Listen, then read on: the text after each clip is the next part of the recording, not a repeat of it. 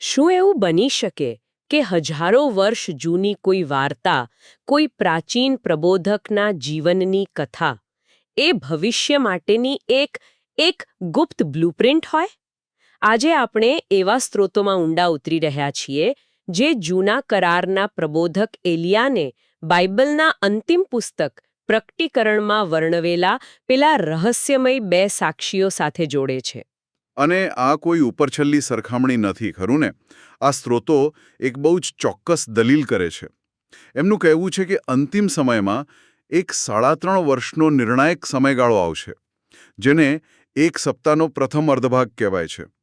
અને એલિયાના જીવનમાં જે બન્યું, મતલબ કે પેલો 3.5 વર્ષનો દુકાળ, એમની ચમત્કારિક શક્તિઓ, એમની સુરક્ષા અને છેવટે સ્વર્ગારોહણ, આ બધું જ ભવિષ્યના એ 3.5 વર્ષમાં બનનારી ઘટનાઓનો એક પડછાયો છે.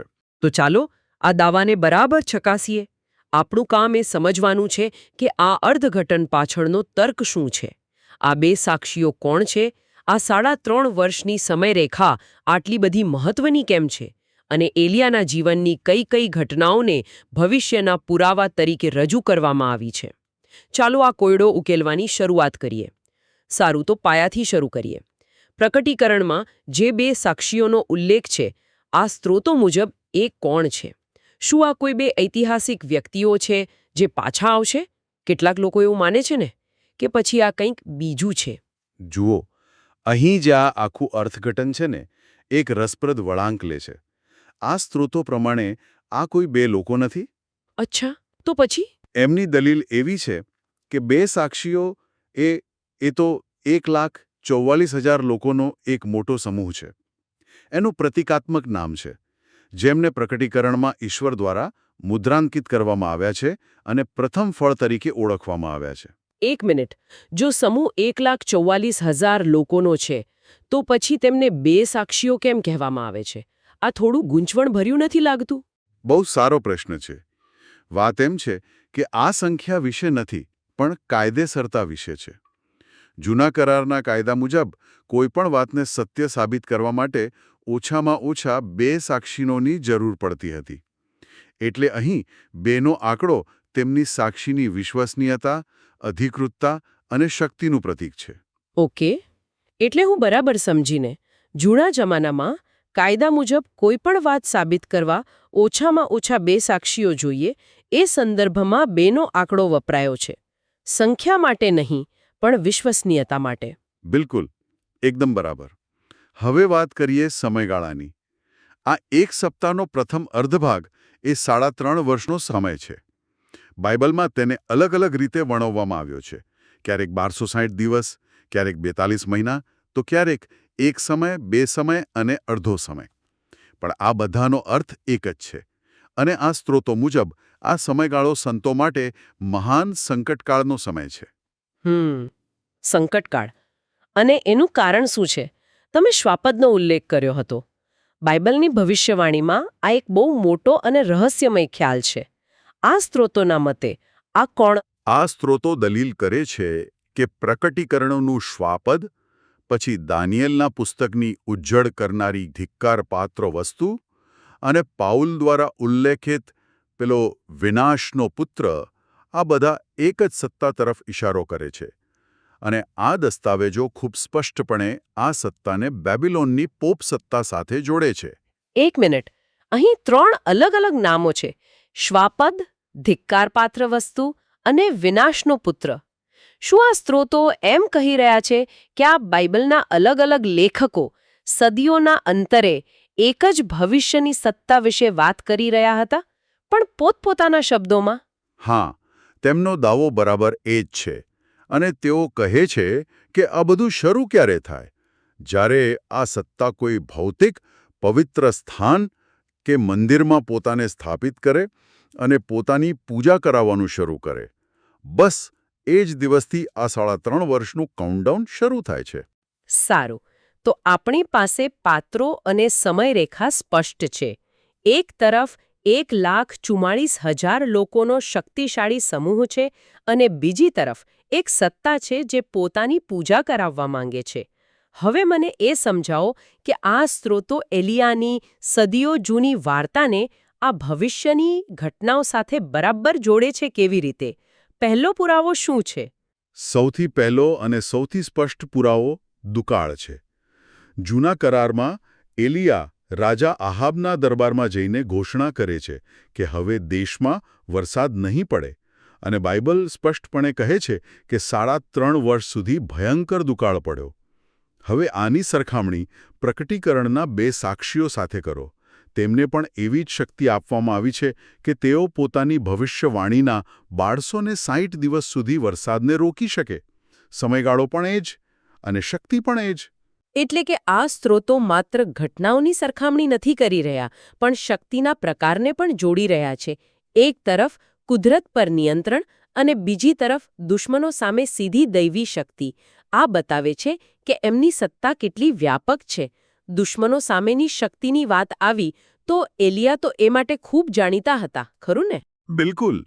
અને અહીં બીજી સીધી સમાનતા જોવા મળે છે. 2 રાજાઓના પુસ્તકમાં એક પ્રસંગ છે જ્યારે રાજાના સૈનિકો એલિયાને પકડવા આવે છે. એલિયા પહાડ પર બેઠા હોય છે અને 2 વખત આકાશમાંથી અગ્નિ વરસાવીને 50-50 સૈનિકોના 2 જૂથોનો નાશ કરે છે. હવે પ્રકટીકરણ 11 જુઓ. ત્યાં લખ્યું છે કે જો કોઈ 2 સાક્ષીઓને નુકસાન પહોંચાડવાનો પ્રયત્ન કરશે તો તેમના મુખમાંથી અગ્નિ નીકળીને તેમના દુશ્મનોનો નાશ કરશે. મુખમાંથી અગ્નિ. આનો અર્થ શાબ્દિક રીતે લેવાનો કે પછી પ્રતિકાત્મક રીતે? સ્ત્રોતો સૂચવે છે કે આ પ્રતિકાત્મક હોઈ શકે છે. મતલબ ઈશ્વરના વચનની શક્તિ જે દુશ્મનોની યોજનાઓને નિષ્ફળ બનાવે છે. પણ મુદ્દો એ છે કે બંને કિસ્સાઓમાં એમની પાસે એમના દુશ્મનોનો નાશ કરવાની દૈવી શક્તિ છે, અને તે પણ અગ્નિ દ્વારા. પણ આ સમયગાળામાં બધા માત્ર લડતા જ નથી, બરાબર? સ્ત્રોતોમાં એવો પણ ઉલ્લેખ છે કે કેટલાક લોકો સુરક્ષિત રહે છે. શું એલિયાના જીવનમાં પણ આવું કંઈક બન્યું હતું? હા, અને આ મુદ્દો આખા અર્થઘટનને સંતુલિત કરે છે. જ્યારે દુકાળ ચરમસીમા પર હતો ત્યારે ઈશ્વરે એલિયાને સારફાત નામના શહેરમાં મોકલ્યો. ત્યાં એક ગરીબ વિધવાએ ચમત્કારિક રીતે તેમને આખા દુકાળ દરમિયાન ભોજન પૂરું પાડ્યું. એલિયા ત્યાં શત્રુઓની પહોંચથી દૂર સુરક્ષિત રહ્યા. હવે આની સરખામણી પ્રકટીકરણ 12 સાથે કરો. ત્યાં સ્ત્રીનું વર્ણન છે જે ચર્ચ અથવા સંતોનું પ્રતીક છે. તે અજગર એટલે કે શૈતાનથી બચવા માટે 1260 દિવસ માટે અરણ્યમાં ભાગી જાય છે, જ્યાં ઈશ્વરે તેના માટે એક સ્થાન તૈયાર કર્યું છે. એટલે કે એક જ સમયે આ સમૂહમાંથી કેટલાક લોકો ખુલ્લેઆમ સામનો કરી રહ્યા છે, અગ્નિ વરસાવી રહ્યા છે, જ્યારે બીજા કેટલાકને ઈશ્વર દ્વારા છુપાવીને સુરક્ષિત રાખવામાં આવ્યા છે. શું હું બરાબર સમજી? તમે એકદમ બરાબર સમજ્યા. એલિયાનું જીવન આ બંને પાસા દર્શાવે છે, શક્તિશાળી મુકાબલો અને દૈવી સુરક્ષા.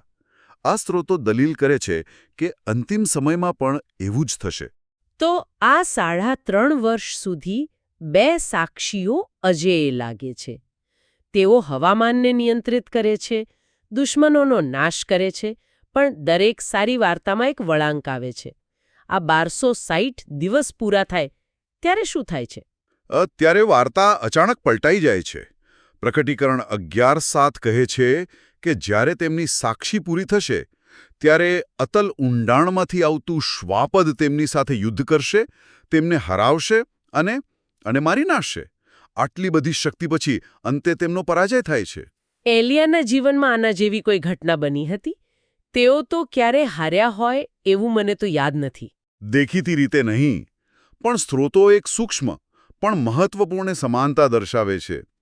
ઇલિયાના જીવનનો સૌથી શક્તિશાળી દિવસ કયો હતો? જ્યારે તેમણે કાર્મેલ પર્વત પર બાલના 850 જૂઠા પ્રબોધકોને એકલા હાથે હરાવ્યા હતા. એ એમની જીતની ચરમસીમા હતી. પણ તરત પછી શું થયું? રાણી ઇઝેબેલે તેમને મારી નાખવાની ધમકી આપી, અને આ મહાન પ્રબોધક એટલા ડરી ગયા કે તેઓ પોતાનો જીવ બચાવવા માટે રણમાં ભાગી ગયા. એટલે એક રીતે ઇઝેબેલે તેમને માનસિક રીતે હરાવી દીધા. એ જ રીતે 3.5 વર્ષની શક્તિશાળી સાક્ષી પછી શ્વાપદ 2 સાક્ષીઓને શારીરિક રીતે હરાવી દે છે. પણ આ સરખામણી મને થોડી નબળી નથી લાગતી? મતલબ, ઇલિયા તો ખાલી ડરીને ભાગી જાય છે, જ્યારે 2 સાક્ષીઓ તો ખરેખર માર્યા જાય છે. શું સ્ત્રોતો આ મોટા તફાવતને અવગણે છે? તમે એક ખૂબ જ મહત્વનો મુદ્દો ઉઠાવ્યો છે. સ્ત્રોતો આને નબળાઈ તરીકે નથી જોતા, તેઓ આને પૂર્વાભાસ તરીકે જુએ છે. ઇલિયાનો કામચલાઉ પરાજય અને નિરાશા એ ભવિષ્યમાં થનારા મોટા શારીરિક પરાજયનો સંકેત હતો. પણ વાર્તા ત્યાં પૂરી નથી થતી. એમના મૃત્યુ પછી જે થાય છે તે સૌથી અદ્ભુત છે. તો શું થાય છે? શું ત્યાં બધું સમાપ્ત થઈ જાય છે? ના, બિલકુલ નહીં. પ્રકટીકરણ કહે છે કે તેમના મૃતદેહો 3.5 દિવસ સુધી શેરીમાં પડ્યા રહેશે અને એમના દુશ્મનો ઉજવણી કરશે. પણ 3.5 દિવસ પછી ઈશ્વર તરફથી જીવનનો શ્વાસ તેમનામાં પ્રવેશે છે. તેઓ ઊભા થાય છે અને સ્વર્ગમાંથી એક મોટો અવાજ તમને કહે છે, અહીં ઉપર આવો, અને તેઓ બધા દુશ્મનોની નજર સામે વાદળમાં સ્વર્ગમાં ચડી જાય છે. વાહ, આ તો ખૂબ જ નાટકીય દ્રશ્ય છે. અને ઇલિયાના જીવનની સૌથી યાદગાર ઘટના પણ આના જેવી જ કંઈક હતી, ખરું ને? એકદમ.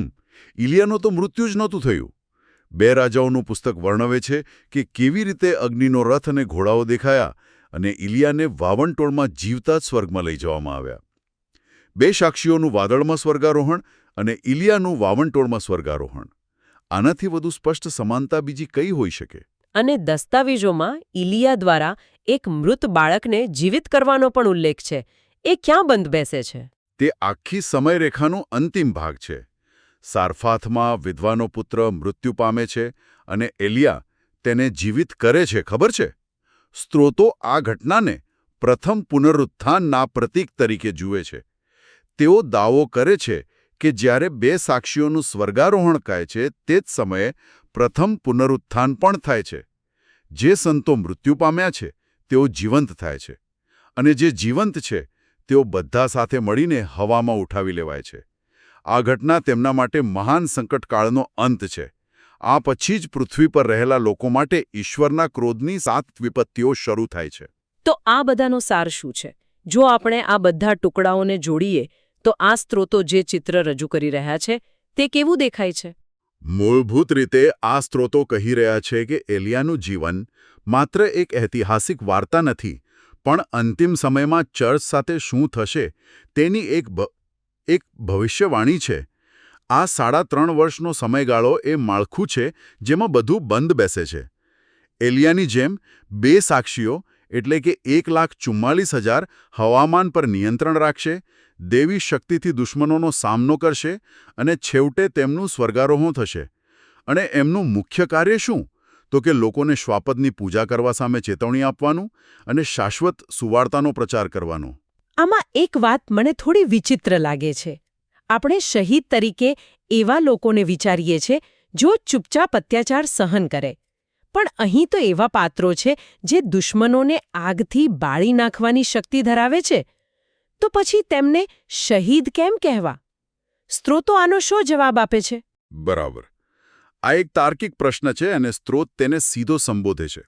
લેખક સ્વીકારે છે કે કેટલાક લોકો પૂછી શકે છે કે જે દુશ્મનોનો નાશ કરે છે તે શહીદ કેવી રીતે હોઈ શકે? પણ સ્ત્રોતનો જવાબ ખૂબ જ સ્પષ્ટ છે. કારણ કે અંતે તેઓ પણ મૃત્યુ પામે છે. શ્વાપદ દ્વારા તેમની હત્યા એ વાતની સાબિતી છે કે અંતિમ વિજય માટે અંતિમ બલિદાન જરૂરી છે. ભલે તેઓ ગમે તેટલા શક્તિશાળી હોય, તેઓ પણ મૃત્યુનો સામનો કરે છે. અને એ જ વાત તેમને શહીદોની શ્રેણીમાં નિશ્ચિતપણે સ્થાપિત કરે છે. તો આજે આપણે એક પ્રાચીન પ્રબોધકના જીવનને ભવિષ્યના દર્શન સાથે જોડતા એક જટિલ પણ રસપ્રદ અર્થઘટનની સફર કરી. આપણે જોયું કે કેવી રીતે દુકાળ, અગ્નિ, સુરક્ષા, પરાજય અને સ્વર્ગારોહણ જેવી ઘટનાઓ એક 3.5 વર્ષની સમયરેખાની આસપાસ ગૂંથાયેલી છે, જે ભૂતકાળ અને ભવિષ્યને જોડે છે. અને આ બધી ચર્ચા એક મોટા પ્રશ્ન પર આવીને અટકે છે, જે શ્રોતાઓને વિચારવા માટે છોડી શકાય છે. આખું અર્થઘટન 1260 દિવસ, 42 મહિના જેવા સમયગાળાને શાબ્દિક રીતે, મતલબ એક દિવસ ગણીને લેવા પર આધાર રાખે છે. આનાથી એક મૂળભૂત પ્રશ્ન ઊભો થાય છે. જ્યારે આપણે આવી ભવિષ્યવાણીઓને સમજવાનો પ્રયત્ન કરીએ છીએ ત્યારે કઈ બાબતને શાબ્દિક રીતે લેવી અને કઈ બાબતને પ્રતિકાત્મક રીતે? આ પસંદગી જ આખા અર્થઘટનને આકાર આપે છે. શું આ સંખ્યાઓ ચોક્કસ કેલેન્ડર દિવસો છે કે પછી તે કોઈ લાંબા અચોક્કસ સમયગાળાના પ્રતીકો છે?